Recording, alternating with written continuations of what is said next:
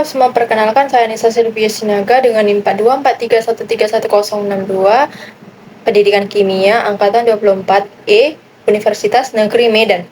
Pada kesempatan kali ini kita akan membahas Pancasila sebagai sistem filsafat. Pembahasan ini penting karena Pancasila tidak hanya menjadi dasar negara, tapi juga menjadi bangunan pemikiran yang memiliki kedalaman filosofis. Melalui sudut pandang filsafat, kita akan memahami bagaimana Pancasila dibangun, apa landasannya, dan bagaimana sila-sila menjadi satu kesatuan. Untuk memahami Pancasila sebagai sistem filsafat, kita perlu terlebih dahulu memahami apa itu filsafat. Secara etimologis, kata filsafat berasal dari istilah Yunani philosophia yang berarti cinta kebijaksanaan. Banyak tokoh memberikan definisi yang berbeda-beda tentang filsafat. Plato menyebut filsafat sebagai pengetahuan yang mencari kebenaran sejati.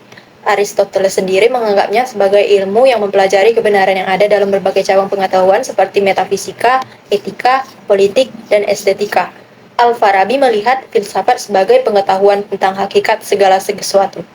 Sementara Descartes menyebut filsafat sebagai kumpulan pengetahuan yang mengkaji Tuhan, alam, dan manusia. Dari berbagai definisi ini kita memahami bahwa filsafat adalah usaha manusia untuk mencari hakikat yang paling mendasar dari segala sesuatu. Tujuan utama filsafat adalah menemukan hakikat terdalam dari sebuah gejala atau objek. Untuk mencapainya, filsafat menggunakan cara berpikir yang khas, yaitu reflektif, radikal, dan integral. Reflektif berarti memikirkan sesuatu secara mendalam, radikal berarti mencari akar permasalahan hingga paling terdalam, dan integral berarti melihat sesuatu secara menyeluruh. Ketiga sifat inilah yang juga digunakan ketika kita mengkaji Pancasila secara filosofis. Filsafat sebenarnya dapat dipahami sebagai proses dan sekaligus hasil.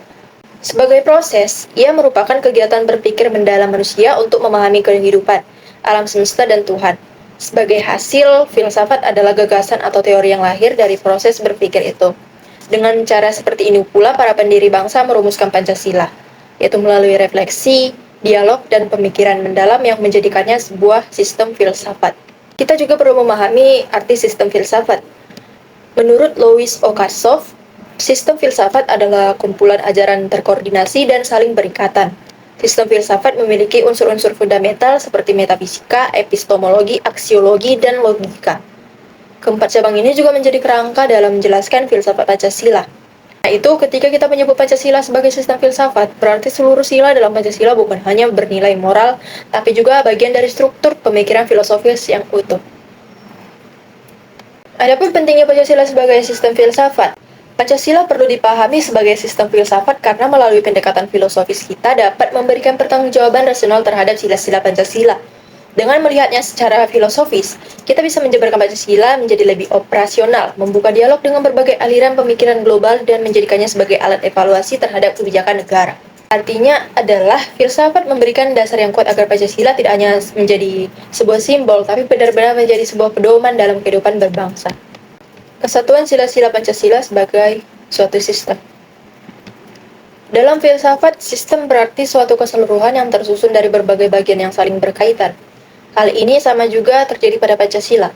Pancasila terdiri dari 5 sila, namun masing-masing sila bukanlah unsur yang berdiri sendiri. Ia saling bergantung, saling menguatkan, dan bergerak menuju satu tujuan, yaitu masyarakat yang adil dan makmur.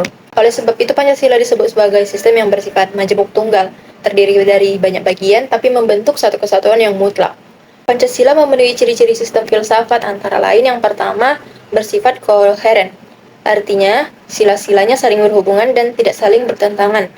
Kedua, bersifat menyeluruh, yaitu mencakup seluruh aspek kehidupan, moral, sosial, politik, dan spiritual. Yang ketiga, bersifat mendasar.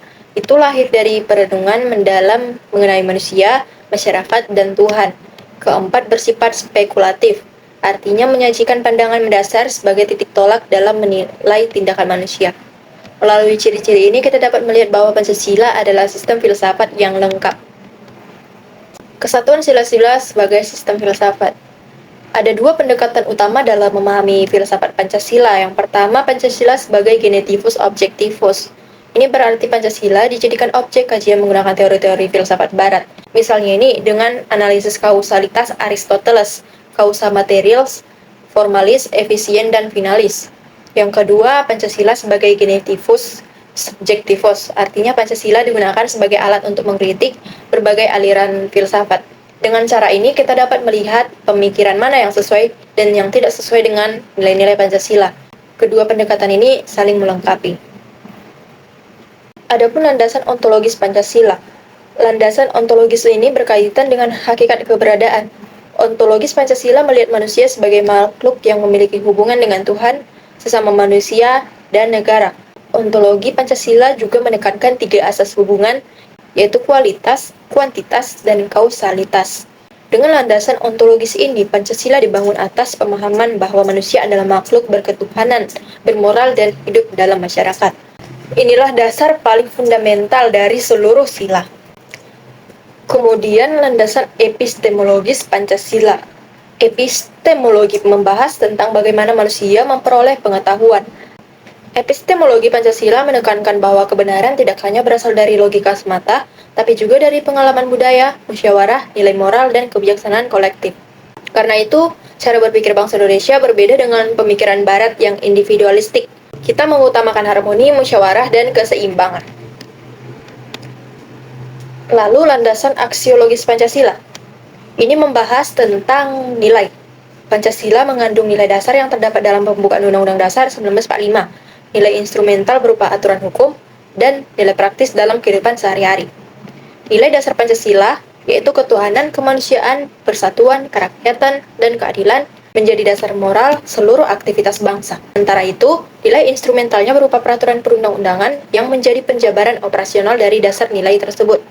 Lanjut kepada hakikat sila-sila Pancasila.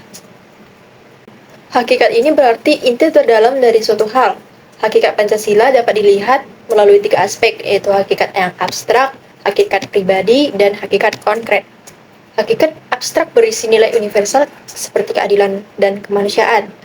Hakikat pribadi menunjukkan bagaimana nilai itu melekat pada setiap sila, dan hakikat konkret terlihat dalam fungsi Pancasila sebagai dasar filsafat negara. Melalui ketiga aspek ini, Pancasila memiliki kedalaman makna yang saling terhubung. Perkembangan Pancasila sebagai sistem filsafat, di mana Pancasila sebagai sistem filsafat mengalami dinamika dari waktu ke waktu. Pada zaman Soekarno, Pancasila diletakkan sebagai filosofi Kreuzberg atau sebagai dasar filosofis negara. Pada masa Soeharto, Pancasila dipraktikkan sebagai pedoman hidup atau Weltanschauung bangsa melalui P4. Di era reformasi, Pancasila lebih banyak dikaji dalam konteks akademik dan pemikiran yang kritis. Perjalanan ini menunjukkan bahwa filsafat Pancasila hidup, berkembang, dan terus relevan bagi bangsa Indonesia. Sebagai penutup, dari keseluruhan pembahasan ini, kita melihat bahwa Pancasila bukan hanya sebagai dasar negara, tapi juga sebagai sistem filsafat yang utuh. Ia memiliki landasan ontologis, epistemologis, dan aksiologis yang kuat. Sila-silanya tidak hanya berdiri sendiri, tapi membentuk satu kesatuan yang memiliki nilai yang menjadikan arah kehidupan berbangsa dan bernegara. Dengan memahami filsafat Pancasila, kita dapat memaknai dan mengamalkan secara lebih mendalam dalam kehidupan sehari-hari. Sekian dari saya dan terima kasih.